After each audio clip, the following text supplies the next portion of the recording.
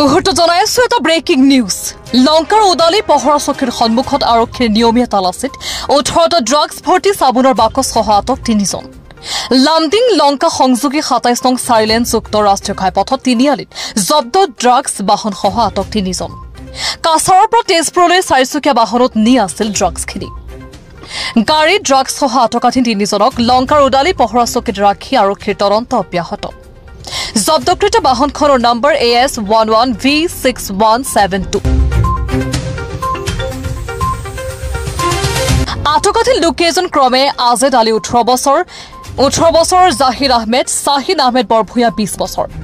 আটাইৰে ঘৰ শিলচৰ বাঘা বাজাৰত বুলি জানিব পৰা গৈছে আমাৰ ওচৰত জিলা অতিৰিক্ত আৰক্ষী অধীক্ষক ৰূপম বৰদলৈৰ কিছু মন্তব্য আছে শুনাই ল'ব বিচাৰিছো ইয়াতে আমাৰ কোনো সন্দেহ হোৱাত আমাৰ IC উদালিয়ে তেখেতে গাড়ীখন চাৰ্জ কৰোঁতে ড্ৰাগছ চলাইছে আমাকো জনালে আমি আহিলোঁ কিমান বক্স হৈছে এতিয়ালৈকে চেক কৰাৰ মতে 18টা বক্স ওলাইছে কেইজন মানুহ ধৰিছে মানুহ 3 জন আটক কৰা আছে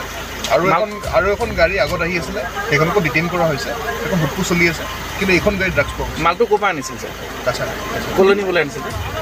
শুনামতে এইটো ভেৰিফিকেশ্যন চলি আছে মই ক'ব নোৱাৰিছোঁ ঠিক আছে কিমান মূল্য মানে আনুমানিক আপোনাৰ প্ৰায় 35 to 40 লাখ ঠিক আছে